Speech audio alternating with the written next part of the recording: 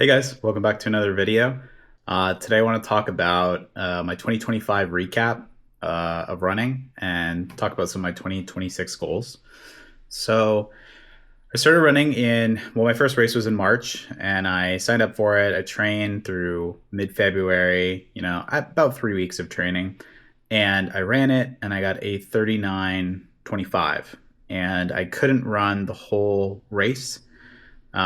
You can see I've got the stats on the screen on the pace. Every time it dips down and then comes back up, that's like a time that I walked. So I walked like however many times. And from there, my progress was just getting faster at the 5K. So I got it down to the low 30 minutes. I broke through 30 minutes. I got to 28:30. You'll see some of my different races throughout the year on the screen. And then eventually got my PB of 27:22 in December. So quite a lot of progress. I shaved 12 minutes off of my 5K PB. For the 10K, I did my first race in April. You can see my time on the screen, 1:14. Again, and if you look at the pace, there's a lot of walking. I could not run the whole way. I had to keep walking. So for 10K, I didn't do a lot of progress in 2025. I did actually run a 1:09 in the middle of a half marathon. So that was my kind of unofficial PB for the end of 2025. So then for the half marathon in 2025, I ran two. I did San Francisco, which was a 2:41.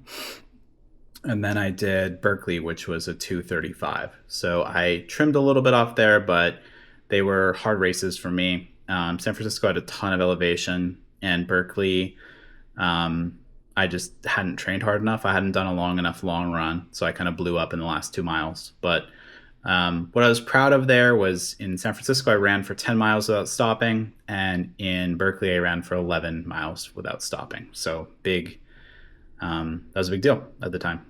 Looking ahead to 2026, I wanted to set some goals for myself.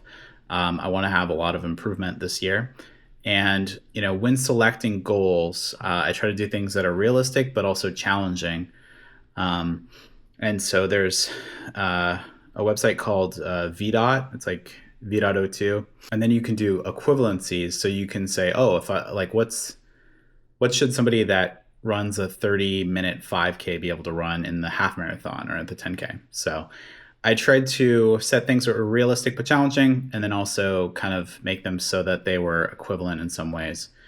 So here's what I came up with. I have a C goal, a B goal, and an A goal for every single distance. And the C goal is something that's like I should be able to 100% do this year. The B goal is like, kind of a mid-year thing. And then the A goal is my goal for year end. So things that I'm working towards throughout the year. So for the 5K, we have 27 minutes. Should be able to do that easily here soon. And then down to 26 and 25 minutes by the end of the year. 10K, I don't care as much about, but I've got a 10K race in April and I'm looking to go under an hour, but we'll see. If I can trim it down to 57 or 55, that would be awesome too. But the big one for this year is the half marathon. It's my biggest goal for the year. It's the thing that I want to do the most, and I want to go sub 2.5. That's kind of the big goal of the year. Okay, so let's talk about the races that I have planned this year. I have a pretty packed schedule. In January, I had the 10K hot chocolate run, which I already ran, and I did that in an hour and 2 minutes, which was great. Huge shave off of the PB. Not quite hitting the C goal, but that'll be for later in the year. The purpose of the hot chocolate 10K was to basically assess fitness for what I do in February. And in February, I'm going to do the Las Vegas Rock and Roll half marathon.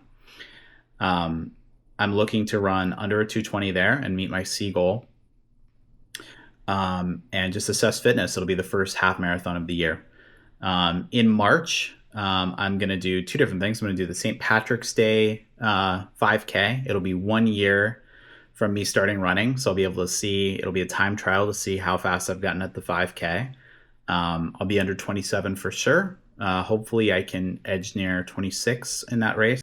I'll also be doing the Oakland Half Marathon, and the goal there will to be essentially to perform the same as the Las Vegas Rock and Roll, because Oakland has got some hills. So I want to try and get roughly the same time with the hills baked in. That'll be good to get some confidence there. But I won't be probably shattering my PB in the Oakland half. In April, I have it's the Hiller Runway Run 10K. So that's where I'll be looking to smash the 1 hour barrier. I think I'll definitely have it in me by then. And we'll see. We'll see how far under that we can go, whether it be 57 minutes or I don't want to get ahead of myself. We'll see where my 5K is at the time too. In May, I'm going to be doing my first ever marathon. I'm going to be doing the Avenue of Giants marathon. It's a marathon that goes through the redwood sequoia groves. So that should be cool. I thought it'd be cool to do kind of a unique marathon for my first one. And then in June, I originally didn't really have anything signed up, but I signed up for my first triathlon. So I'm doing a sprint triathlon at the very end of June. So I've got some work to do on my swimming and biking, but I've got plenty of time to do it. So that'll be at the very end of June. July is a rest month. We'll see. We'll see if it stays a rest month. I'm pretty bad at that kind of stuff. It was supposed to be a rest month. We'll see. August will be my first ultra marathon. I've got a 50K planned that I'm going to do. And I also accidentally signed up for a half marathon the week after. So I'll be doing the Santa Rosa half marathon. I don't know how that's going to go. It's probably going to be more of a training run than a race. We'll see. But yeah, kind of fumbled that. September, I'm going to do the Urban Cow half marathon in Sacramento. That'll be kind of a fitness check on where I'm at, because that'll be the last half marathon before my goal half marathon. So hopefully there I'm under 210, well under 210, and feeling good to go sub 2 hours in November. October, I've got the Half Moon Bay Pumpkin Festival 5K. This will be the 5K of the year. I'm hoping to go under 25. This is where I'll break my A goal. Hopefully, we'll see.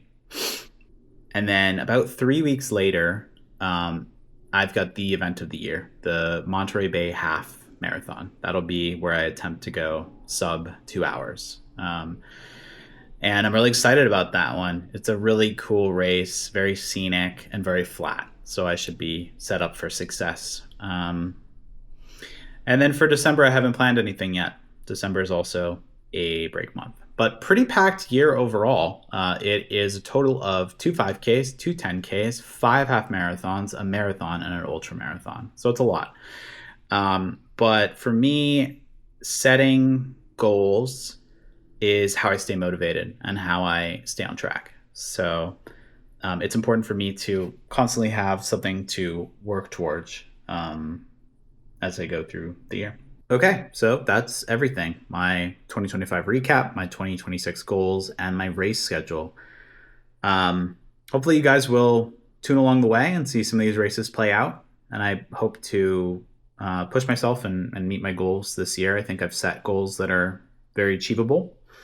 And hopefully this motivates you guys. Like, I hope that, some of you guys watching these videos, this will motivate you to push yourself. I mean, I'm just a regular person that decided I wanted to be faster. So I'm not doing anything that anybody else couldn't do. So yeah, but, if you're still here, thanks for watching this far.